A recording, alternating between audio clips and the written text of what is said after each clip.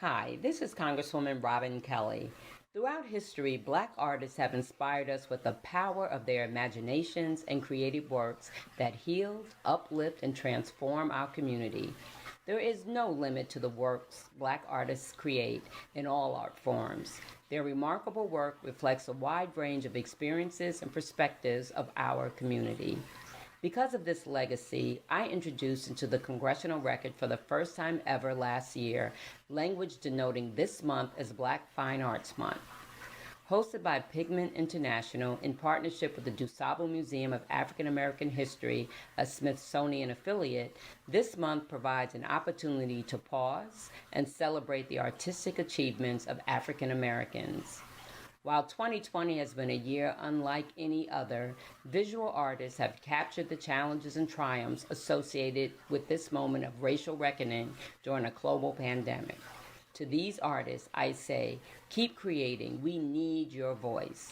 My colleague, the late Congressman John Lewis, greatly appreciated the work of Black artists.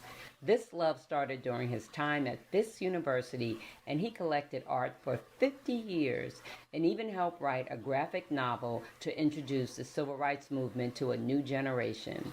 He said, seeing our work in the struggle depicted on canvas and in other forms was very uplifting. As we celebrate Black Fine Art Month, let's remember John's words and seek to find the uplifting in all art and in all struggle. Thank you to the Pigment International and the members of the 2020 Black Fine Arts Month Committee for their efforts to expand the celebration of fine art and Black artists. At no other moment in our history have we needed to build bridges of hope among all people. Art allows us to do that. Have a wonderful Black Fine Art Month.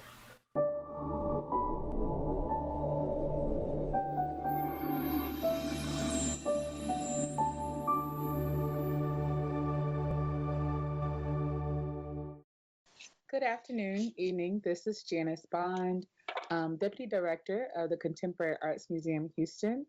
And I'm really excited to be here this evening as we kick off the first day of Black Fine Arts Month with the women of Roux Collective. Roux is a mixture of flour, fat that after being slowly cooked over low heat is used to thicken mixtures such as soups and sauces. This nutty flavored base is indispensable for specialties like gumbo, etouffee, and bechamel. In 2011, the artist collective Roux was formed as part of the inaugural exhibition series, Print Houston.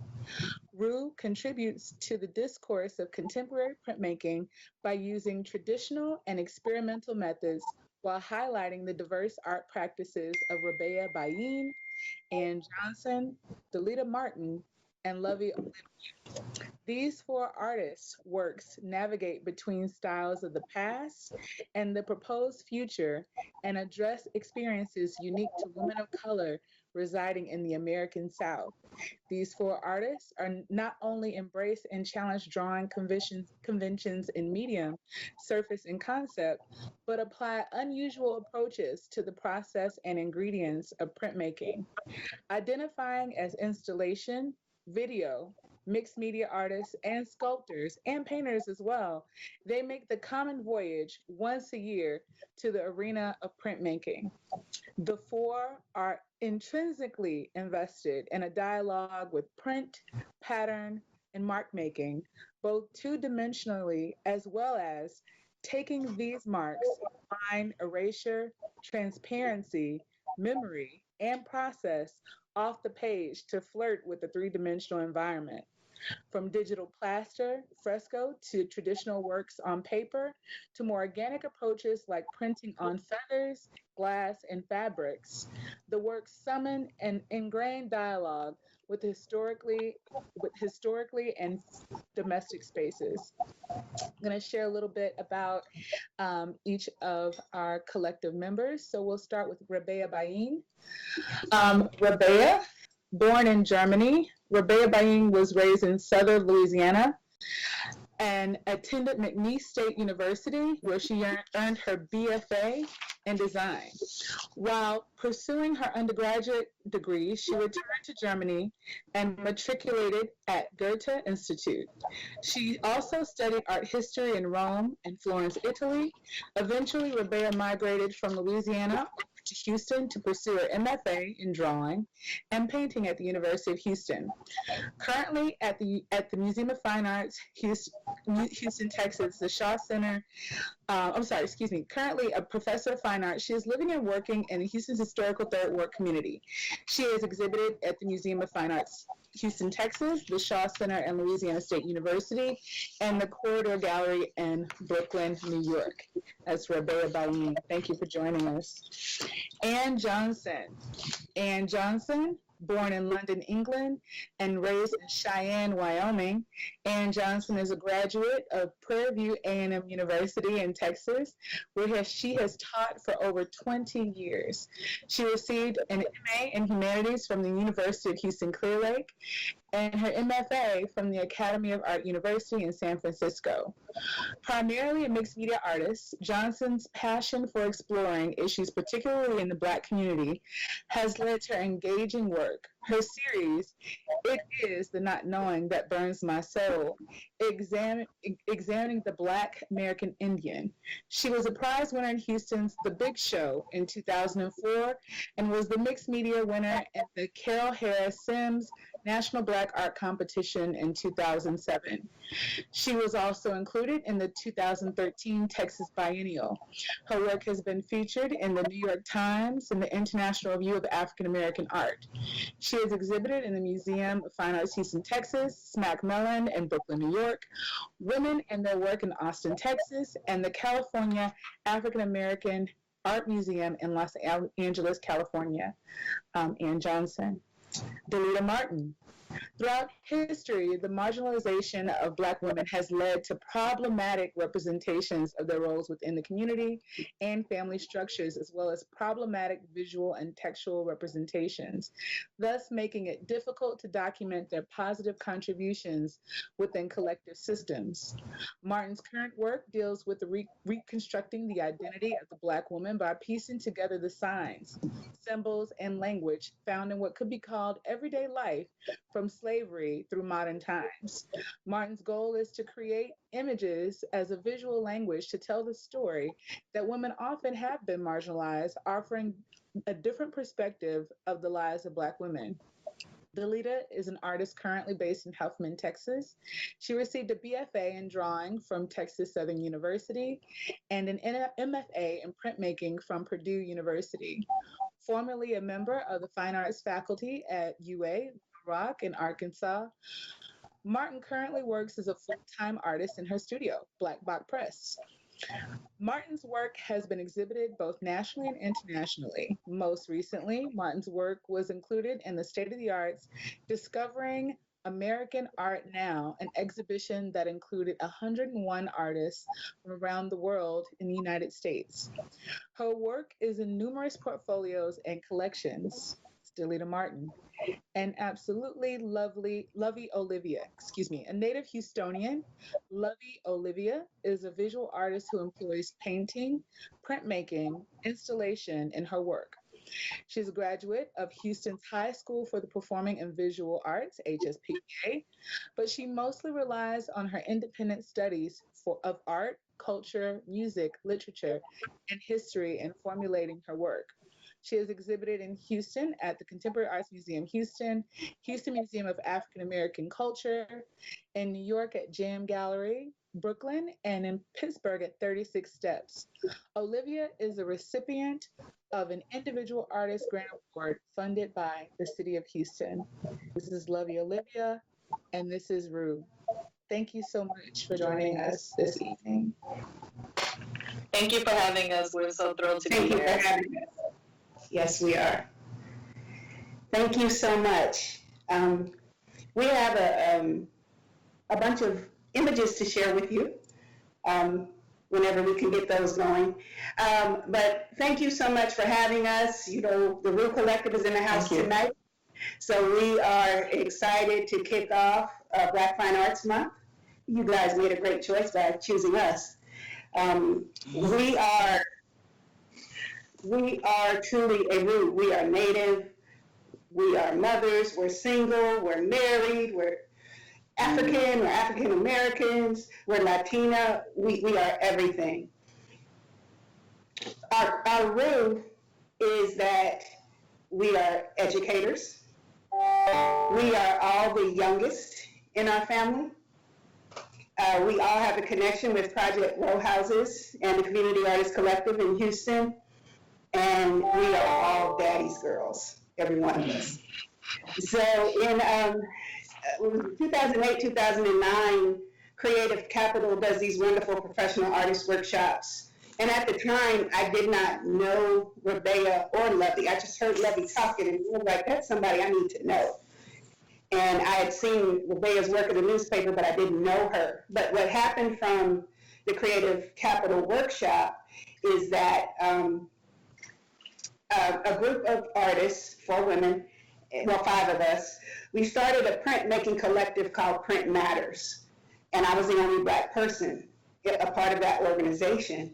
And what the goal is to have the city embrace and appreciate printmaking in the same way that it appreciates Photo Fest. So we created a yearly exhibition series called Print Houston. And I was going to make it my business that there was a Black presence. So in 2011, well, actually, Lovey and I first proposed an exhibition titled Roux, and we were rejected by the Art League Houston. And as you will soon see, I believe we've had 4 exhibitions at the Art League Houston since then. So in 2011, we had our inaugural Roux exhibition. And I've known Delita longer than anyone, and she was the purest printmaker that I knew at the time. And I knew Lovey was doing these fabulous things with fresh photos, and all I knew was Rabea could draw her tail off. And so I thought, wow, what a cool group of ladies to do this first exhibition. So the first slide that you see is actually the cover of our first catalog. One of the things that I made sure we do with each exhibition is that we have a catalog. I mean, you know, with self-publishing, it makes no sense to not have one. And we also recruit local writers to write for us, which helps them as well. So in the next slide, I'm on delay because I'm not seeing the slides in front of me, so I apologize. But the next slide you'll see will be images from our very first exhibition. And actually the next slide shows the list of exhibitions that we have all been in. So we've been together since 2018, since 2011 to now. No girl fights, we're still family. But if you can please change the slide. The thing that we had to do with Roux is we promoted it, we did everything ourselves. We did our own graphics, we did the catalog. Our invitations were wooden spoons, which were really cool that everybody wanted. And we got a tremendous reception with Roux. The work that was created that you'll notice throughout is that Lovey and I do not print on paper. Delita Martin, we do not. And Delita, you know, she was the purist because she's just so good at all levels of printmaking. And then Rabea, at this particular exhibition, she said she hadn't done printmaking in quite some time. She can chime in on that. Yeah, I was an undergrad and had a pretty strong focus on printmaking, and then I applied to grad school for printmaking and got rejected. So I was a little bit bitter. But there's always good things that come from rejection, right? So when Anne approached me, actually I was nervous, and because, you know, when you get rejected, you start to second guess yourself. But the best decision I ever made was just to think about it in a way of, you know what, why not experiment? And is the perfect place to do that, as you'll see with the next slides coming up, that we're all about experimenting, even if we're purists in some form. Yeah. So in the next slide, again, I'm not seeing what you're seeing, so I apologize. I'm delayed a little bit. The slide past the invitations is actually the first pieces that we did for Roux. Now, I am an experimental printmaker, so I print on feathers and leaves and anything but paper. And then you can see the work that Lovey has done on plaster. So it was a great mix. And what ended up happening with Roux is that people started to look for us as Print Houston would go on every year and eventually every other year. What are the Roux girls doing? Where are the Roux girls showing? Initially, we were resistant to being a collective, but eventually we are. We're sisters. We are really, truly sisters. And Roux, the initial show traveled to the University of Arkansas Little Rock. Parts of it traveled to Brooklyn at the Corridor Gallery. That's another story for another day. And then we showed again in Austin, Texas. Initially, can y'all hear me? Yes. We remember we were reluctant. We didn't want to give ourselves a name or anything. And I remember the conversation was that we would allow time to let the community do what it was going to do. Either we're going to be a collective, and then if we're going to be a collective, what was that name going to be? So I think that Roux stuck. So that's how we sort of became a collective called Roux. Yeah, I was right there with you, Lovey. I was hesitant in calling it something or forcing it to become something, because of the team in our own practice, and so the coming together kind of made me nervous at first. And so, like you said, it just organically just happened in a really great way. So our second show was called Stir. So all of our shows except one are 4 words and food related. Stir is absolutely my favorite show of all time. It was in an old movie theater. And we just have such a great Roux support. We have an honorary Roux docent in Lena Loiza.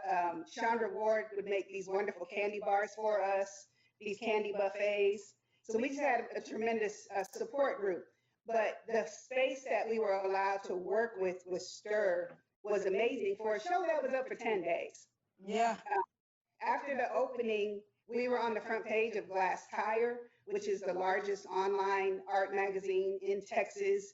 I mean, it was amazing. We had a little catalog. I only bought 7, but that's all I could afford. So the first line of the review said, they sold out of catalogs immediately. We were like, cool, we'll go with that.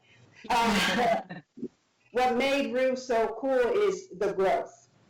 I like to Lovey opened that door with these peephole boxes, and Rebecca kicked it down with pillows. And then Delita's like, all right, then I'm going to show you that I do letterpress.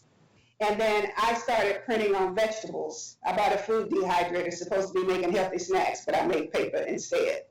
And so in the next slide, please, you will see some of the detail work. In the initial slide that you're viewing, you're seeing the large scale space that we worked with. The walls were green. It was just a very cool space, and the owners of the space were so cool with us.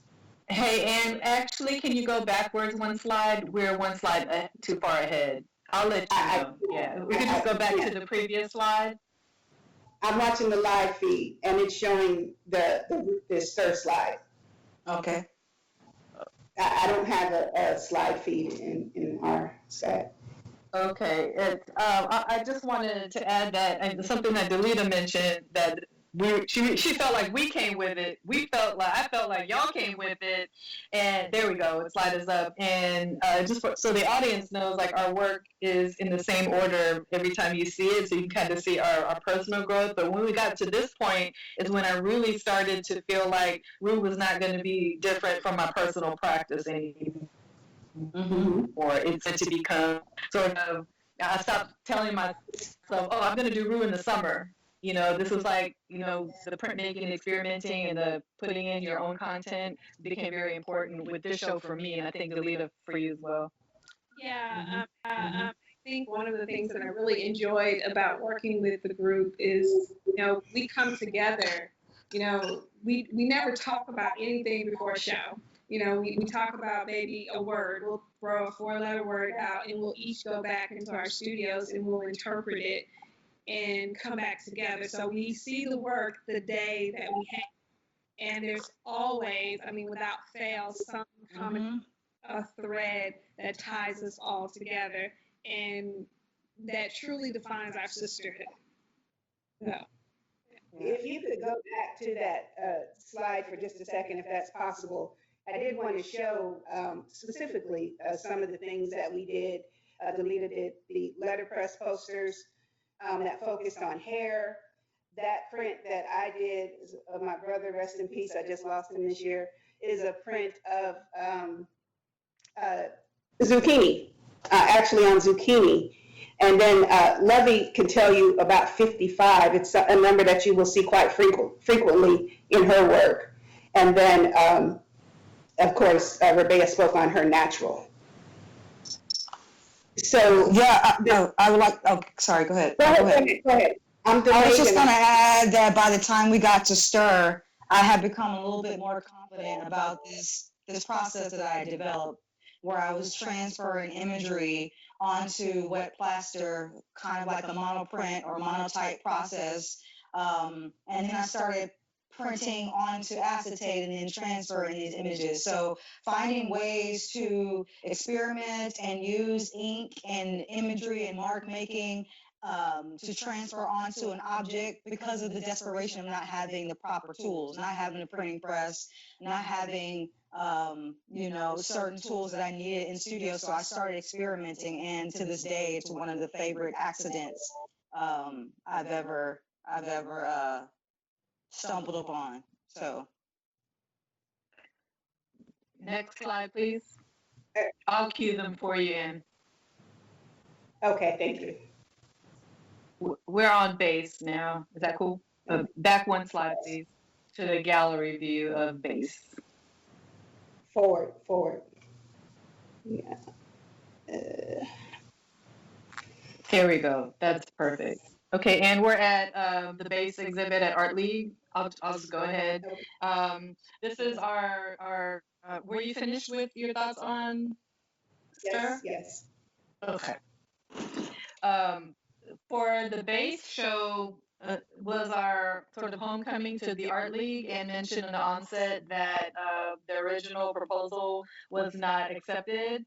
But like she mentioned, we've already shown they're very supportive. We love Art League. Like I said, good things. The rejection is the reason why we came together in the first place. Lovey just touched on the way we name our shows. It's usually food oriented, and we always poke fun at Anne a little bit on this one because she wanted to name the show Bone. It had related to food, but y'all said I was nasty.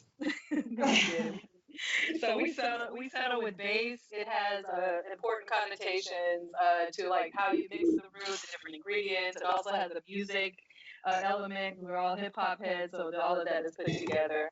You can move on to the next slide. And just what I wanted to add is you can just see sort of the changes that we're starting to make. Delita just came with the color in such a different way, and the beautiful sort of more element of the drawing that she's incorporated into her printmaking. The images got bigger.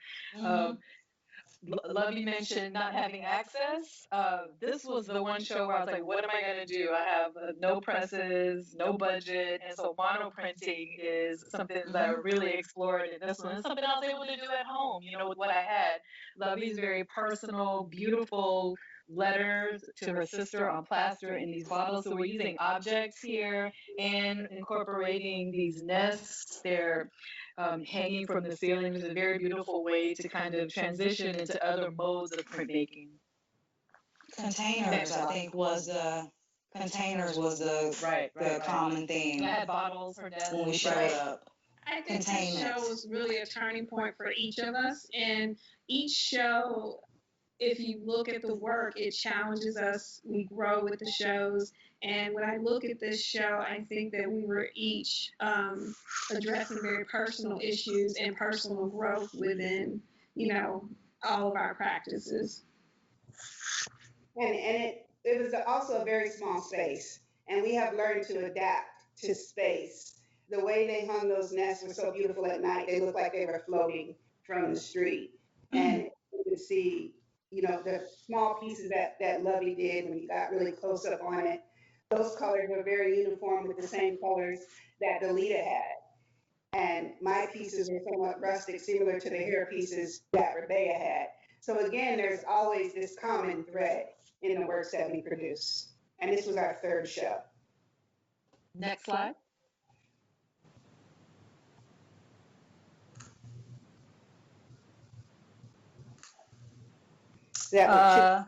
So we're on Sugar. Okay. So Sugar, man, that was interesting. Sugar came out of, we knew that we had a deadline coming up. We knew that summer was coming. We knew that we were going to continue on this journey as Roux, and that it was, June, July, and it was time to start thinking about what we're going to do. So I remember that each space was important. Finding the space, getting the space, the importance of the space and the significance of it.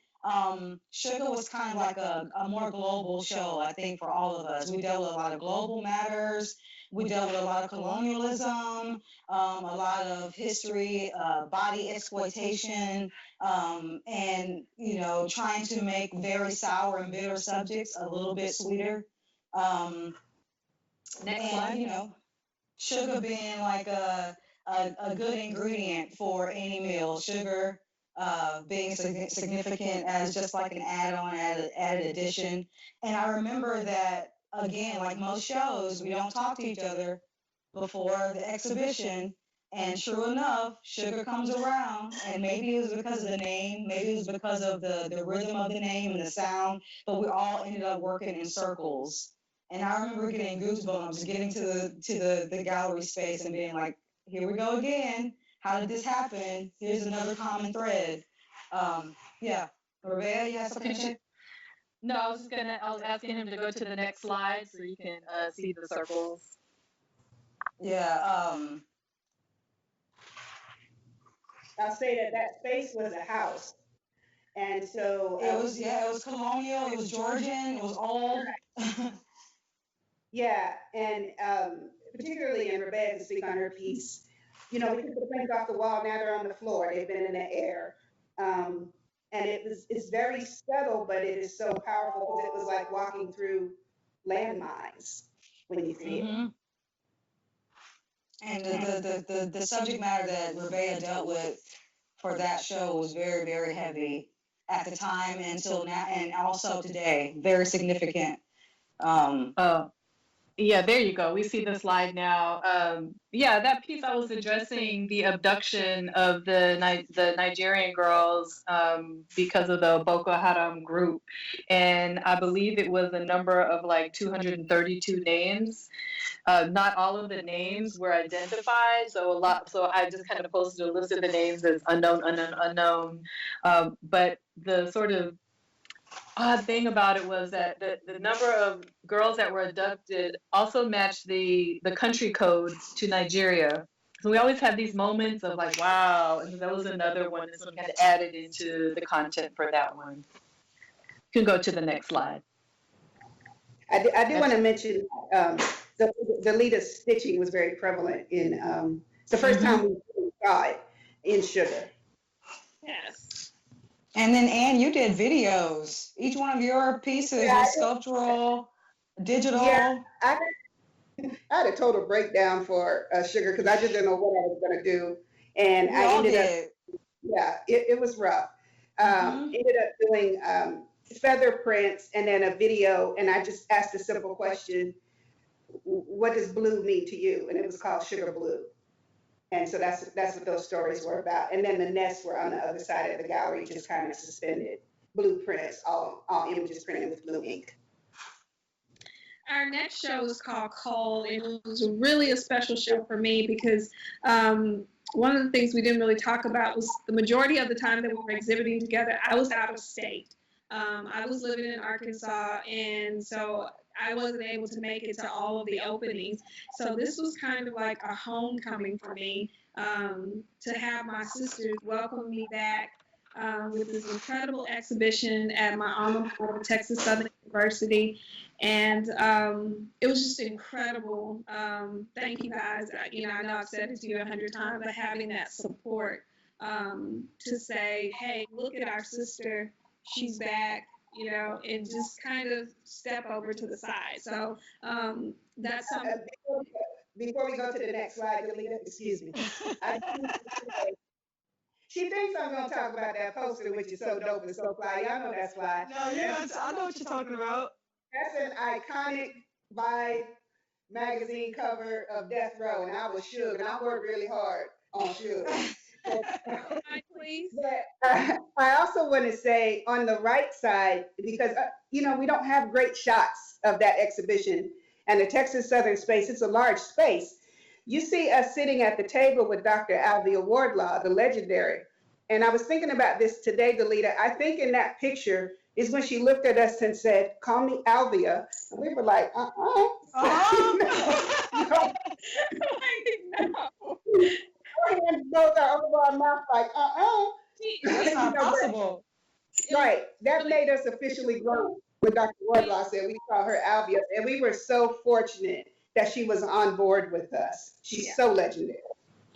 Yeah. Go ahead. I'm sorry. I wanted to get that in.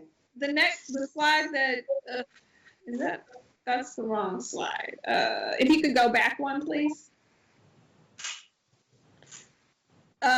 Yes. So in this show, I did really large works.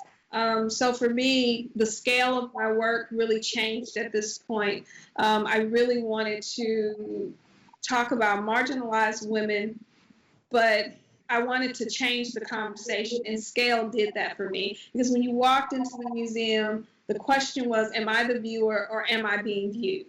And so I wanted to bring that element in. And I think we all kind of talked about the whole idea of seeing, not just looking. And those are two distinctly different things. And I think as educators, we've all at some point had that conversations with our students. So Anne was working with the glasses, the idea that, we see this all the time, all of these murders, these, horrific, events and political issues that we're having now. And Lovey's piece was one of my absolute favorites in that you saw it, but you didn't see it until it was photographed, and that was incredible. So you're constantly looking at your phone or camera and then looking at the piece, and there's this go between, and again the idea of seeing. And Rebea with the hip hop references, and it's just like this whole time capsule was happening, and so it was a wonderful show. Loved it. The next slide, please. Salt. Salt. Salt is the Salt. next issue. So with Salt, we got the wonderful opportunity to catch back up with our old friend Dennis Nance, who had recently left Lawndale as director, curator, and moved to Galveston, and called us up. And I forget, was it Anne or Rebecca? Did he link up with you guys first? One of you guys first? Yeah. Yeah, it was He did a me. studio visit with me, and I was like, Yeah. "Oh, wait a minute, let me show you what we're up to." And I did a fan of the catalogs, like kind of like I did with Janice. I was like, "You got to meet my yeah, there you go."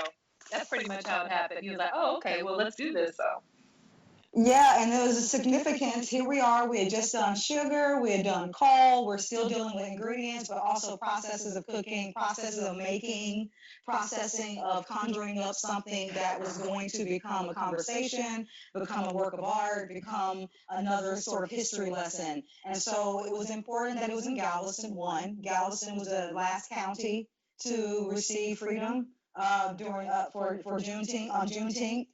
Galveston is also the birthplace of Jack Johnson. Galveston is also an island full of sand and salt. And so for me, for salt, I was interested in, much like coal before and much like sugar before, I was playing around with this idea of these found objects, these found artifacts left behind to leave clues as to who was here before.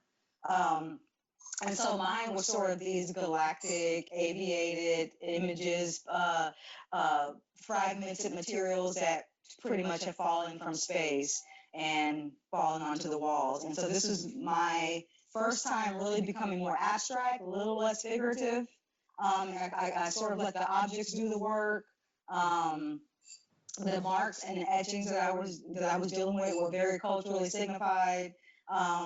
I did a full mural of these scattered pieces of plaster that were like sort of gathered and scraped up by fish nets. So I really took the nautical theme and the galactic astronomical theme to pretty seriously. So that was my idea for Salt. Very abstract. It was all about emotion and what you felt and saw, than more so than who you identified with on the canvas. I want to give a shout out to Delita also. That the image on the bottom right was in the film, The Photograph. Yes. All teared up in the theater. Like, It's a photograph. Yeah. And so it was the most heartwarming thing about Salt, other than the work was good, it was a very cohesive show, was that there was a caravan of people from Houston that came to see us. It just warmed my heart because Galveston is, it's a little ways. And they drove all the way to Galveston just to support us. And there's something to be said, and Janice, you probably realize this, in Houston, among us, we are so supportive of each other. You don't see a lot of hateration. We don't drink the haterade among Collaboration. We don't drink that. When Autumn Night got the Whitney, we felt like we all got the Whitney. When Nathaniel Downing got a major exhibition residency, we had a residency party for him. So, there's something to be said about the support of Houston artists. And in the next slide, and again, I am delayed, you can see the exhibition view in the different spaces because it was kind of a choppy space, but it was hung so beautifully and photographed so well. It's been really enjoyable to watch this chronology so far, just seeing the evolution of the styles and how the influence and like the topics and the titles, like you all said, play into it. So I look forward to talking about this more, but it's just seeing them side by side, of course, expertly formatted to where we're able to see the progression, really gives that thread. It's wonderful. Thank you. We wish we had so much more time. We're breezing through these. Next slide, please. So this show is Roux. I was contacted by a gallery in Austin, and this was for Print Austin, actually. And they're very generous in, so what would you like to do? And I was like, you know what? This needs to be a Roux show. And so I called up the ladies, and they were, of course, were like, yes. And we came together in the show. This was I think this was the second show in Texas that the installation was shown. These ladies always challenge me whenever I come to the show. I'm like, wait a minute, they're showing out.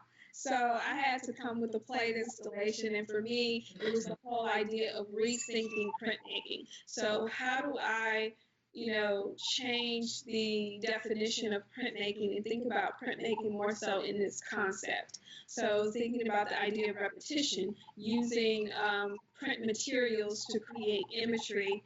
And so when I look at the installation piece, I think of it as a varied edition, a portrait varied edition.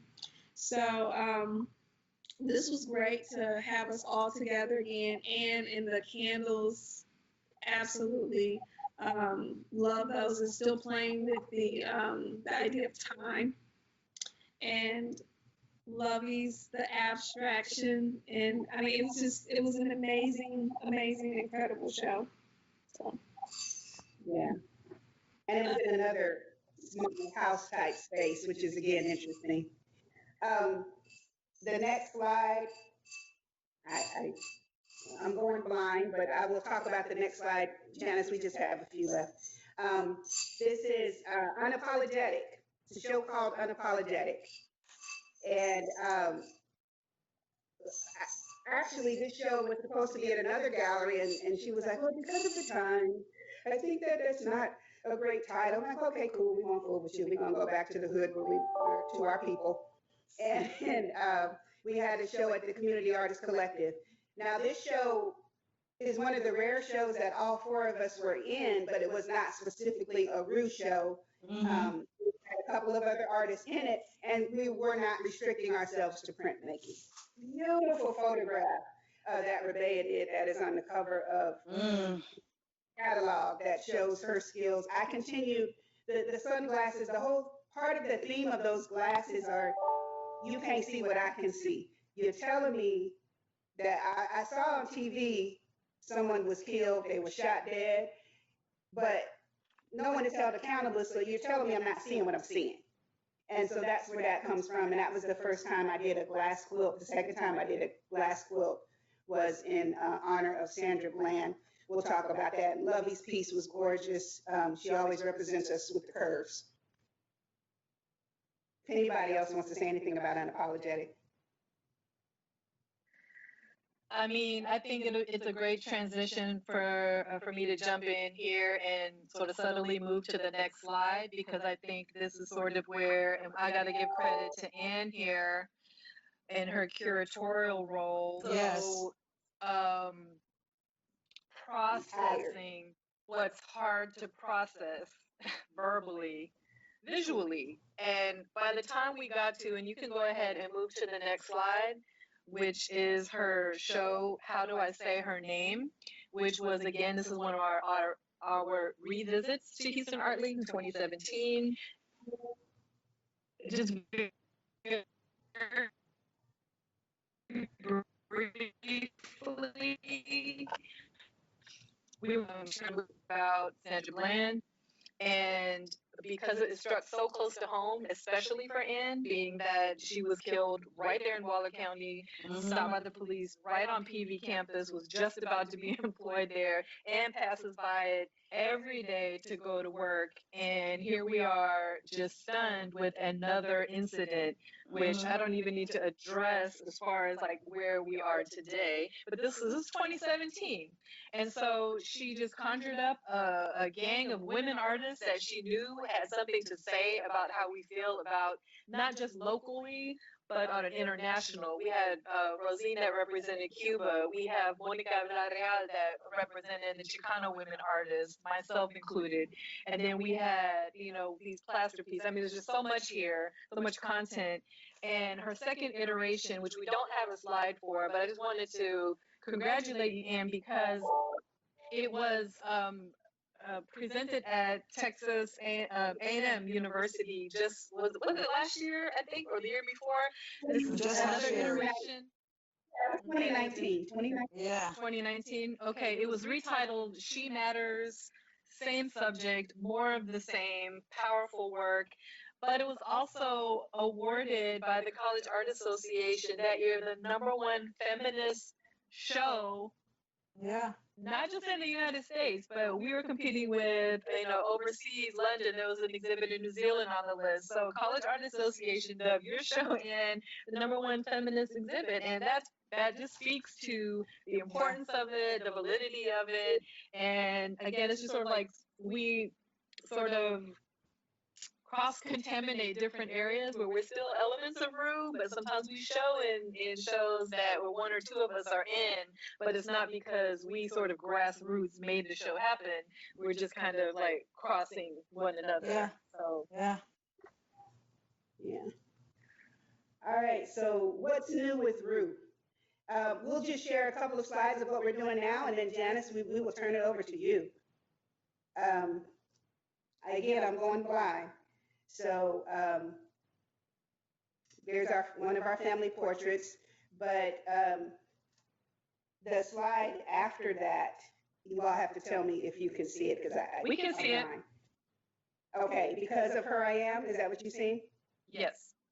Okay. So when in 2019, I went to the Southern Graphics Conference. Rebecca and I usually go together. It was in Dallas this year. And I so fanned out because I got to meet Allison Sarr. Lord have mercy. I truly believe I am the lost Sarr daughter. I think Betty Sarr had 4 daughters. I believe that. And I touched Allison's hand, and I haven't been right since. But this, because of Her I Am, that's actually me without my glasses. This is my coffee table. This is what you do during COVID quarantine.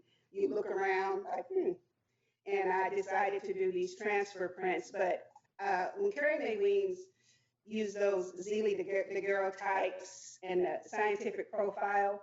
It was one of the first paintings that photographs that brought me to tears. And I just felt like Delia is so powerless. And there's something about the powerlessness of the female slave that that photographer said, you know, you stand here, take off your shirt. She had no voice. And so I've used her over the last year quite a bit in my works. And this being on a serving tray, I thought was significant. And and I think Mammy is significant. I tell my students, Mammy was the first supermodel. Her picture was everywhere. And my great grandmother was Mammy, and yours probably was too. And so that's what that piece is about because of her I am, and that will be featured in an exhibition in Fort Collins, which is very close to my hometown, next month. The next slide, please. You guys have to tell me if you can see it. We see it. Okay, so one of the things that got into my soul when I saw Alison Starr's exhibition, she debuted her Mirror printmaking exhibition. I did not expect to see her sculptures. So I was really over the moon, and she touched my hand, and we talked. And when I got back home, I knew I had this huge show coming up. It was called Harvest with Kaneen Smith, who was another phenomenal Houston artist. I mean, this girl is cold. And so I knew I had to be ready. And I started playing with, why don't I print on cotton? I printed on leaves, I printed on feathers. And I figured it out. I figured out how to print on raw cotton. And this piece is actually called Plantation Lullaby. And it actually is at the CAM right now in the Slowed and Throwed exhibition, which I found it odd that she selected that, but it's cool. It's in a hip hop show. And then I've been doing a lot of work on ironing boards. Again, honoring the backbreaking work of Black women. And then in the next slide, I did something I never do.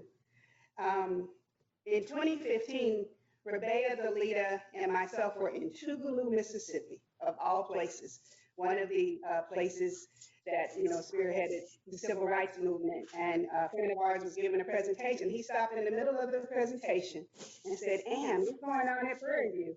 And he was talking about Sandra Bland. And from that point, I learned to use my creativity as activism. And Brianna has been in my soul. And I never, ever, ever, when I do this type of work, I keep it conceptual. I never use the image. But I felt this time I needed to. We cannot forget her face. Literally, I did the piece on the left yesterday. I literally did it yesterday morning before I went to school. And it was a bad printing plate, but I thought, you know, it's called So It Just Didn't Happen, right? Because this is what you're trying to tell us, right? It just didn't happen. And so I thought it worked on that leaf. And then the piece on the right is called Same Old Song, because, you know, in our heart of hearts, we wanted justice, but we knew what was going to happen because it was taking too long. And so it's a candle. And if you go to my Instagram, which is Soul Sister Art, at Soul Sister Art, this is actually a video, and it spins around and it goes to the song. There's a line that Jill Scott sings. It's called You Broke Me, But I'm Healing. And I feel that's her mother's song when I created this piece. And it actually does have bullets in the side of it. So those are some new works that I have been working on as of late. Delita, you're up. Next slide, please. Unmute, Delita. Yes. So this is an image. Yes. So this is an image of my studio. When I moved back to Houston, one of my goals was to actually go into the studio as a full-time artist, and I had been practicing for a few years, but I moved back to have space and to have room to build a studio. The work was becoming larger. It was involving more processes. So I have a letterpress studio, you know, pretty much any printmaking process, lithography, etching, relief printing, silk screening, all of that. So that's a image of the studio. The book that you see is Shadows in the Garden, and I I did that book because just like Rue, I felt like it was very important for us to tell our own story. A lot of times I think as artists, we wait for validation. We wait for museums and galleries and writers and magazines and books to validate us in our practice. Well, I felt that I had created a significant body of work, and I really wanted to share it, and I wanted to be able to talk about it, talk about my process, talk about the content and context of the work. So I self-published a book, Shadows in the Garden. The image that you see there, Star Children, is again one of my larger pieces. I think this piece is around 6 feet by maybe 4.5 feet wide, and printmaking, drawing, everything. So one of the things about going into the studio as a full-time artist, and in school we're taught if you're a printmaker, you make prints. If you draw. If you paint, you paint. So one of the most I think I came alive when I went in the studio as a creator and not just as a printmaker. I identify as a printmaker, but I can bring any medium into my work that I choose, and I don't apologize for it. And so that was a very liberating moment for me to be able to do that as an artist, as a woman, to define what my work looked like. Next slide, please.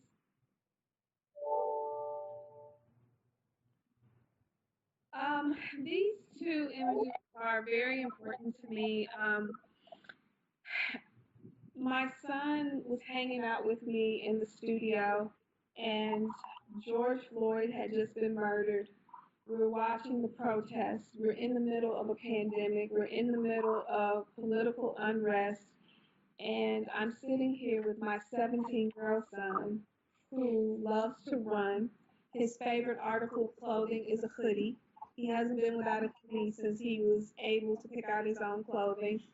And we started talking, having a conversation about what was happening in the world. And it was an important moment because I got to know him as my son, as a young man. I got to understand his perspective on the world, and I feel like he had a better understanding of me as his mother and why I asked the questions I was asking. What time are you coming back? Don't go run too early in the morning. Don't go run too late in the evening. Make sure you take your hoodie off before you go into certain places. And so we just really had a heart-to-heart talk. But I felt like I needed to work through this even more, and I asked him to pose for me, and he did. And I said, well, if you could say anything in the world, what would it be? And he said, let me breathe. And I said, okay. So he helped me pick out the paper. He helped me pick out the pattern, and I carved, and we talked, and he gave me his opinion. And we really worked through this together. And so I posted it and shared our story on Instagram, and I started getting flooded with messages and calls. Is the piece for sale? And I said, no, it's not for sale. It's my son's, and hopefully it's something that he'll pass to his children. He asked me, he said, well, you know what, Mom, let's make print, and we can steal them and give it to charity. And I was like, wow, this is from my 17-year-old. And so these were charities, and I wasn't finding it really resonate with what we wanted to happen. So, we decided to form our own charity. So we are, or not-for-profit organization. So we are looking forward to receiving our articles of incorporation, Black and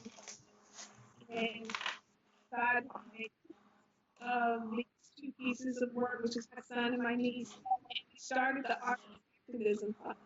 And in 2021, we were funding exhibitions for artists who are using their works to talk about political, social changes, in the community at large. And we will be our first proposals in December 1st. And so we're really excited about what the foundation will be able to do for artists. One thing that I've realized during this whole pandemic and being locked up is the power of art. And I firmly believe that art change minds, minds change systems, systems change lives. And as an artist, I remember not being able to have an exhibition or have the funds that I need to make an exhibition happen. And I said, let's help get the word out, get their voices heard. And I felt like this was a way that we could do it. And so that's what I'm up to now is the Black Box Press Foundation. So Awesome. Looking forward. Yeah, I'm really excited about that because this is so huge, and it's just a wonderful feeling to be able to hear the voices of my fellow artists and be able to help them get the word out there so that we can make change because we can. We're doing it now. Next slide, please. These two works I really wanted to show these works because I kind of wanted to talk about the importance of having the work of women of color in major institutions. So the Waiting Field is a piece that has just been acquired by the Minneapolis Institute of Art. This was part of a series that I worked on called I See God in Us. And again, mixed media printmaking.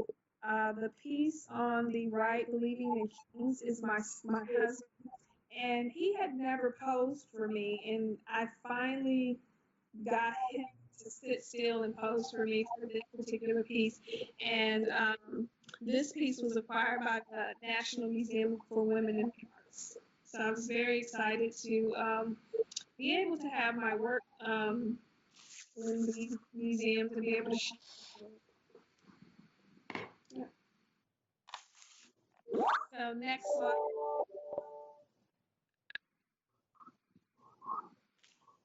That's me. Last year, I was a recipient of a citywide grant by the Mayor's Council, in which 11 artists that each represented one of the districts of Houston was asked to to select a location within our district and create an outdoor sculpture. So this is sort of an in-progress thing that I have going on right now, and the place that I selected was Hartman Park, which is a community that is over 95% Hispanic.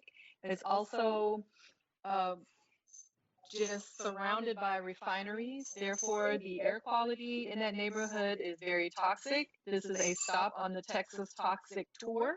And the community there are victims of environmental racism. So this is sort of, I can't show you the finished project. This is something that's ongoing. It was halted due to COVID, and also the project, what you see there is some technical sketches of a seesaw that I had designed, but unfortunately, because of some restrictions, there is a redesign that's being currently happening. So you can go ahead and go to the next slide. Anne mentioned something that she doesn't do usually, which is literal, like using faces very literally, because she's more conceptual. One of the things that I don't do is repeat images that I've drawn before. So this is from our very first Roux exhibition, which was a very tiny drawing, to now this piece is about 4 feet by about 5 feet. And you can move on to the next slide, please. It is part of an exhibit that just ended this year that both Anne and I are in, called Redevaluating Colorism, and it was chosen for the cover of the catalog there. It's a great show. There's not enough time to talk about it, but I included the two other exhibits. One that is currently up now at the CAM that Anne alluded to with the DJ Screw exhibition, that will be picking back up as soon as we're able to get back into the museum there. And then the last one, Copland Del Rio. This show just opened up just a couple of weeks ago, and it was curated by Robert Pruitt. It is a strictly drawing exhibition, and it was to my surprise that Lovey is also in it. So just another example of how, you know, our work sort of Cross intended. pollination. Yeah, the perfect word. Yes. Next slide, please.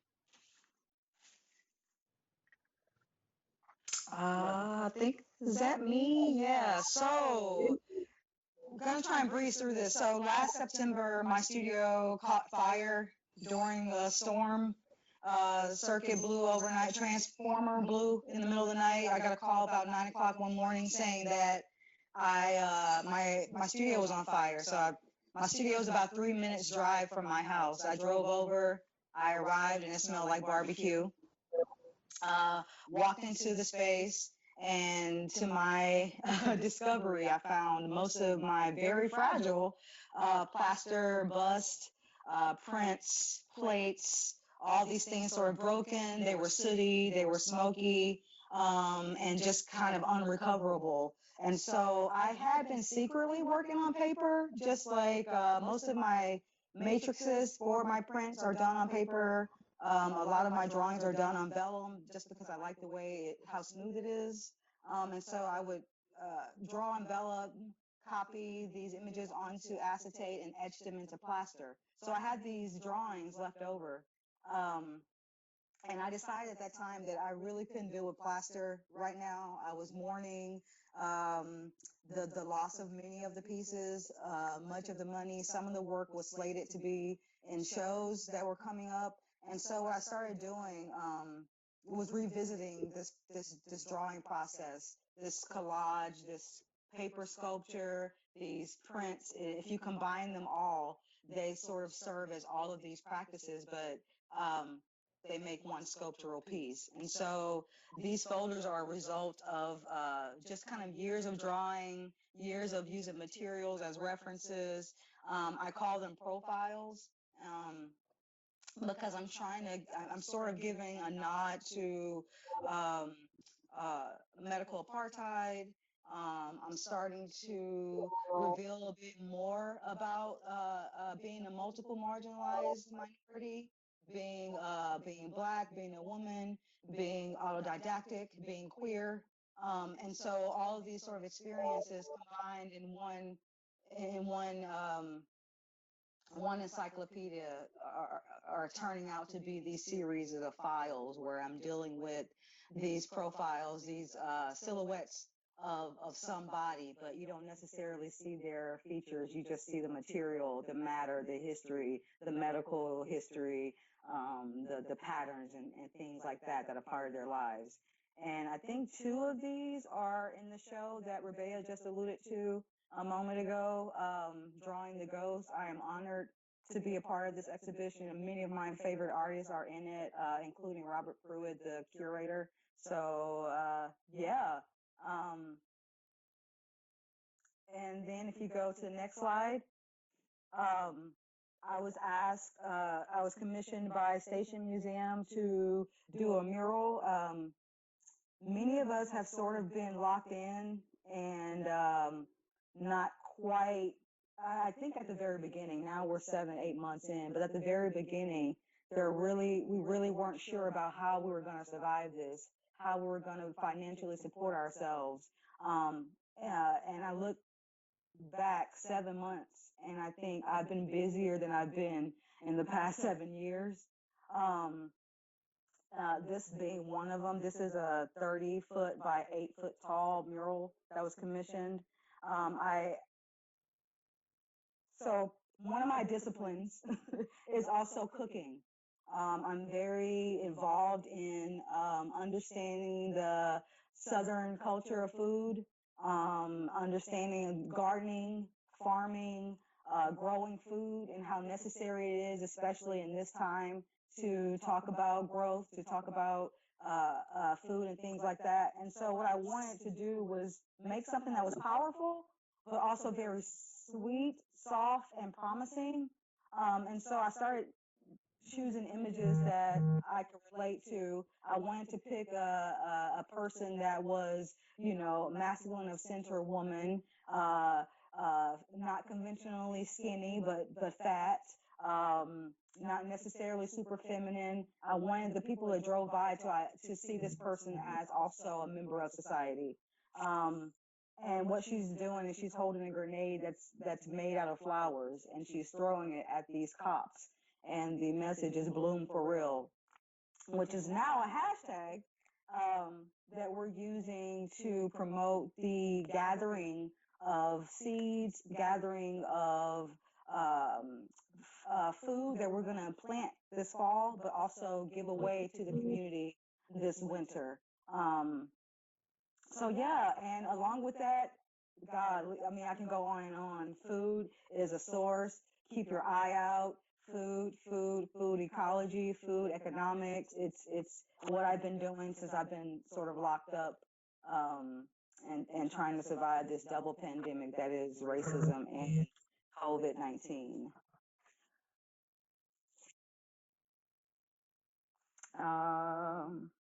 Oh, and you snuck that in. I snuck that in.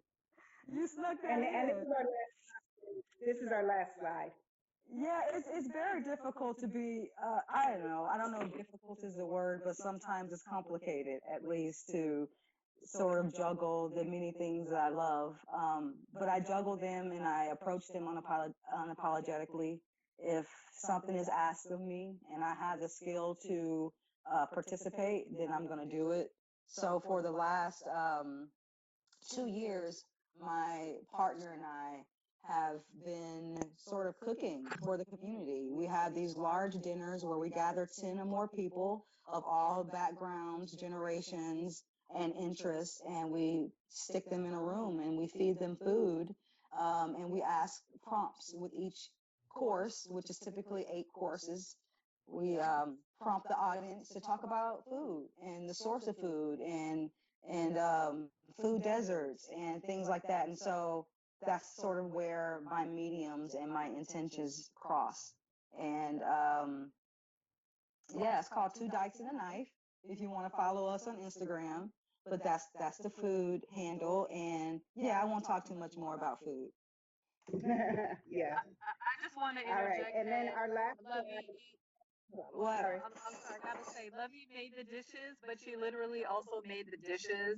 I have to, I have to comment on that because they were on display, and I was like, oh, this is some beautiful plates and things, and not even realizing that they took a pottery class as part of their funding to learn how to make their own actual dishes on top of the cuisine. So I just have to kind of let everyone know that. Yeah, it's like we got so little time. I wish I could go on forever. I just got back from a 25-day trip across the South exploring food and how accessible food really is when we just go out and forage it. 50% of the food that my partner and I cooked on this trip, 5,500 miles, we found on the side of the road or walking our dog or passing by a neighbor's or showing up at a friend's house who had food planted in the back. So yeah, I try to show up with all mediums, honestly, with all my whole self. So All right. Well, that's well over 22 minutes, but that's how we rue it.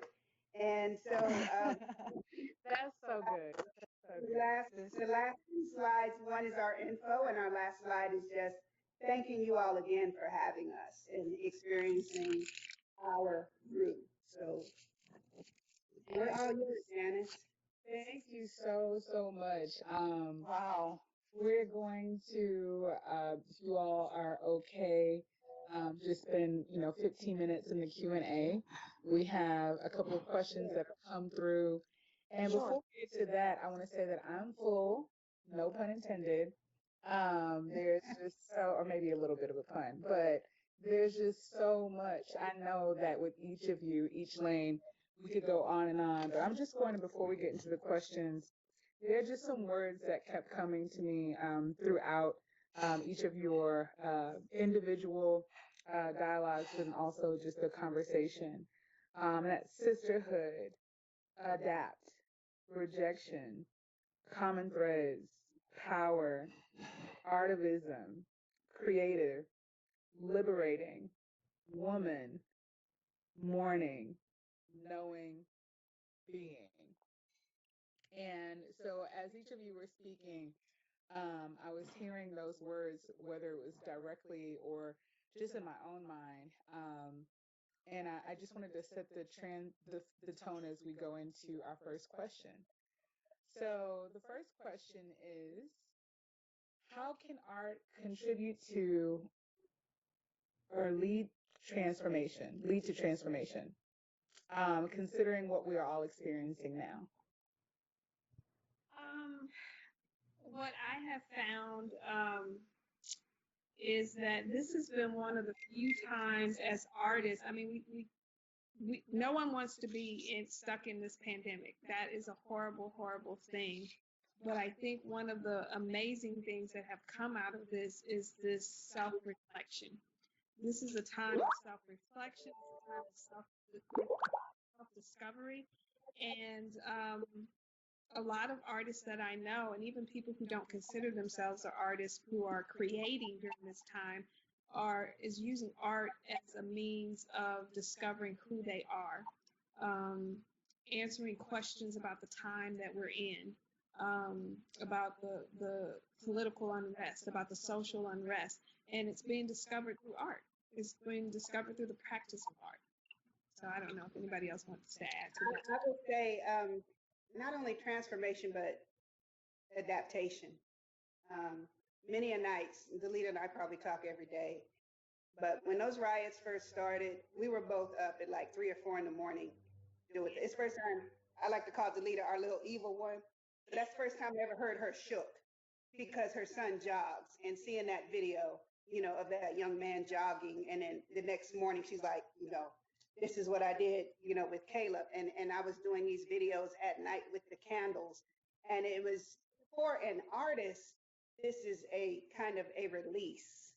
Other folks, transformation is something new, maybe something they didn't know they had within them.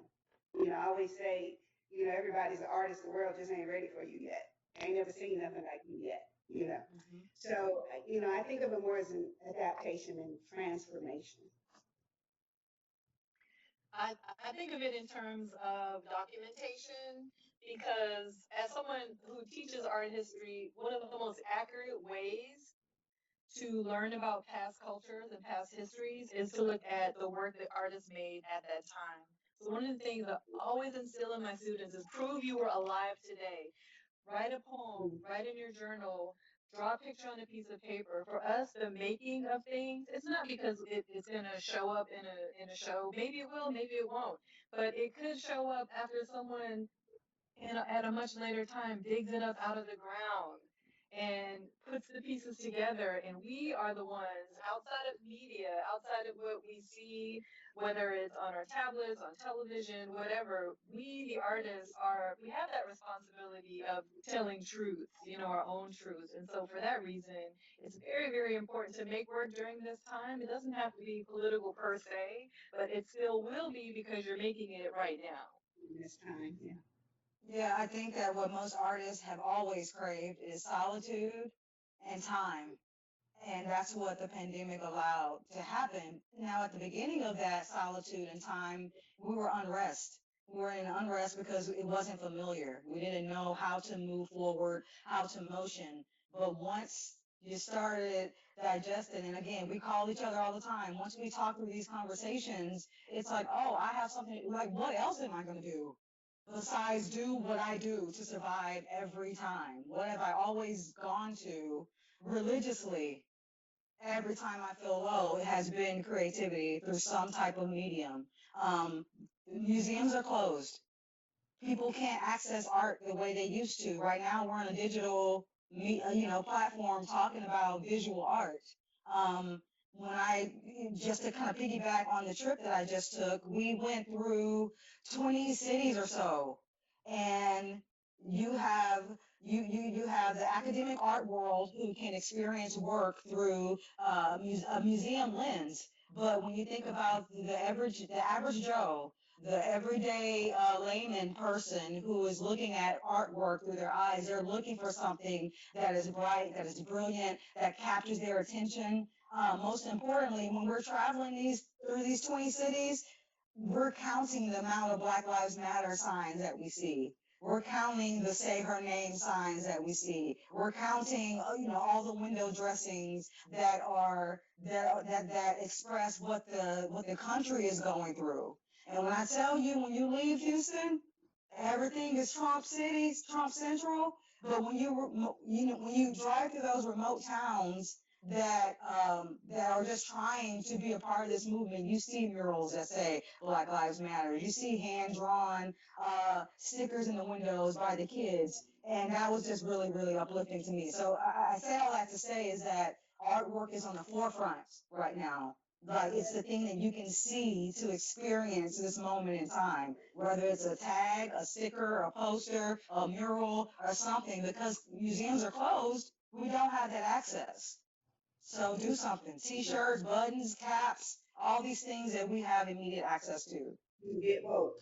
And that's what makes art as activism fund so important. It is being able to support artists and, who have ideas that talk about these political and social changes that are happening in the world today. Being able to do that. And ecological, man. Yeah.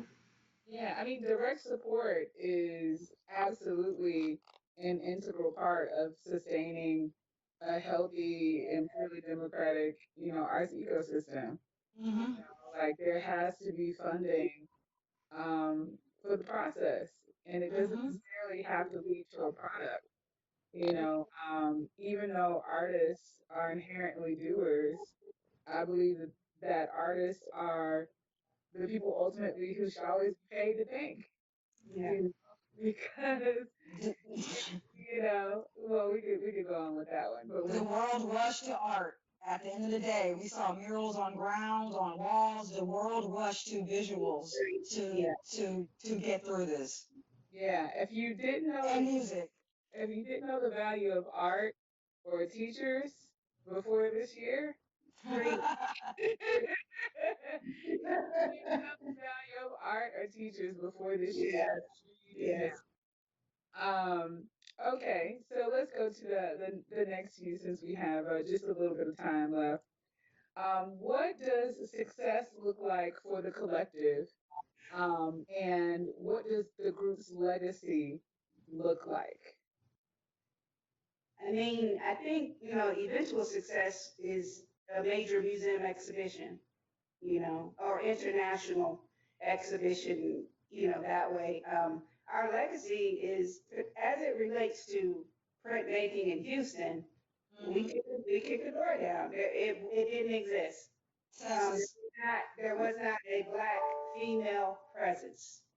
There was not a black female presence in printmaking at all. You had Charles Kreiner at the Printmaking Museum. I don't even know how it stays open. That poor museum, it's like a funeral home.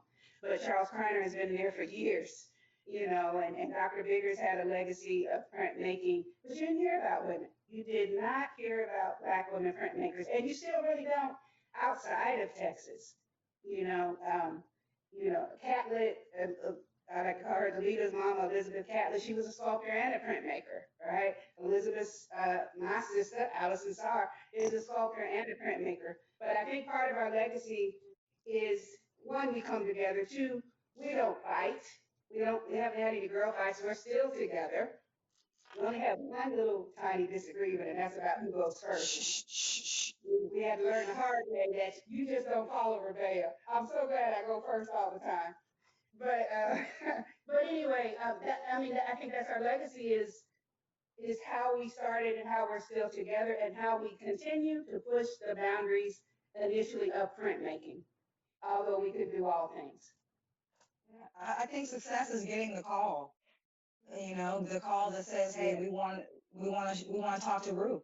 We want to see Roux," and that just reminds us that the collective itself, aside from our individual practices and lives, Roux is still being called to the table to. I just got back in town like 5 days ago, and I'm like, okay, let me get my Roux stuff together because Roux is on. It's time, and so that's what success is to me. And I don't think that that's going to stop or slow down. I think that at least once yearly, the world wants to know what Roux is doing. So, not Houston, and Texas, the U.S. And the first time somebody, I guess this could be success, Jamal Barber, a great printmaker out of Atlanta, we were in a show together in Syracuse at the Community Folk Art Center in Syracuse. And I'm sitting in the window at the hotel thinking, I don't want to go outside in this cold. And he came up to me and he said, are you Ann Johnson from Roux? I almost fell out of my seat because I didn't believe he addressed me that way. I'm like, what you know about the Roux? He's like, you from Roux, right? I was like, wow, people have really taken notice to who we are. So that was cool. Well, they say that, people are always watching. Yeah. I think that the best marketing is just to do a great job, and do what you do and be who you are. So keeping in the mindset of the Black woman artists, past, present, and future, that brings me to our last question, which is, you all mentioned, Allison Sarr, Robert Pruitt, and several others. Why don't you list a few who've been influential or who are influential now, whether they're artists who are now ancestors, the present, or artists you see as the future? I'm just Belkis Ion. Oh yeah, same. Other than other than my mama Betty and my sister Allison, I think what Deborah Roberts is doing right now is just off the charts. Absolutely. And it's hard to, you kind of filtering through, for me, a huge influence because of the power of his voice has been Michael Ray Charles. I kind of always shadowed some of the things he's passed on to me, some of the things he's doing. Part of the reason why I decided to pursue, graduate school is because he did it. We both went to the same undergraduate program, and I like the work that he's doing. I think that, incorporating printmaking into his work as well. It's and just being in my small community of where we are. It's like over the past few years, living here in Third Ward, we feel like there's a sort of small renaissance going on. I won't even call it small anymore. We're a cultural hub. Did y'all hear about that? I think and so just I think it's important to say that it's important to pull up the younger ones that we see. We have the elders, we need to give them recognition. We have our contemporaries, but it's equally important to always look back and pull those young guys up as well, whether, if they're, because they're mixing their media now, and it's time to embrace art that's just on social media and not be opposed to it, because some of the work that I see is like amazing, and I wouldn't ever have access to them unless I saw them, through this gadget here. And so I can't really think of anyone in particular other than just how I'm influenced by the younger generation, those that are around me, and, just trying to pull them along with us as well. Yeah, I give a shout out to my uncle David Hammonds as well, Nathaniel Dante. But Bria Loren, the work that Bria and Jordan are doing in Houston, young filmmaker, photographer, is amazing. So it is such a great pool of talent in Houston. I'm so glad that I live here, that I'm in the city. I will absolutely. I'm drawing a blank on there's so many. Bria, of course, Frida Karajgaria, my partner, shouts out. Nina Chanel, Ebony Patterson, oh man, Deborah Roberts, of course, always a real sister. I showed with Deborah Roberts 10 years ago in Dallas. We both had solo shows at the South Dallas Cultural Center, and we look up a little bit. I know Vicky Meek, yes, Lord. We look back up, and it's 10 years later, and we're all doing our thing. And again, I apologize for drawing a blank. I wasn't prepared for that question, but so many cats that I know are doing amazing work, or doing challenging work, doing representational work. Yeah, and Janice Bond,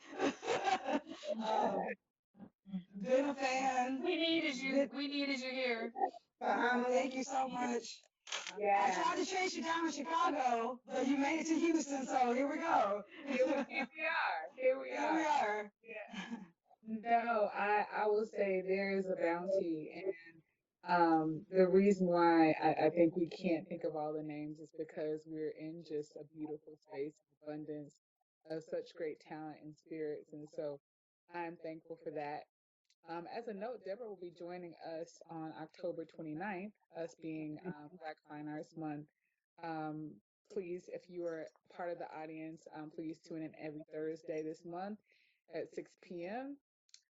Happy Black Fine Art Month. Thank you so much, you wonderful, amazing, prolific, forthright, Wu-Tang, amazing. I mean, there's so many, I could go on and on, but really, I think the word that comes to mind ultimately is just gratitude. We are so glad to open Black Fine Art Month with um, artists and humans such as yourself, and we look forward to your work in the future. So thank you so much, and thank you. Thank you Thank so you. much. Happy to be here.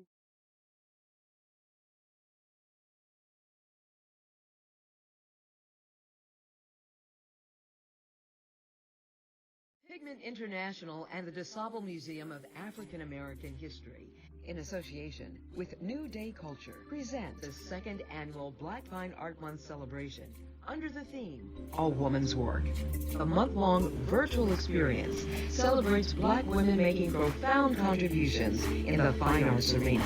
It features weekly panel discussions with art world luminaries exploring the contemporary Black aesthetic and a virtual exhibition. For full details, visit blackfineartmonth.com. That's blackfineartmonth.com.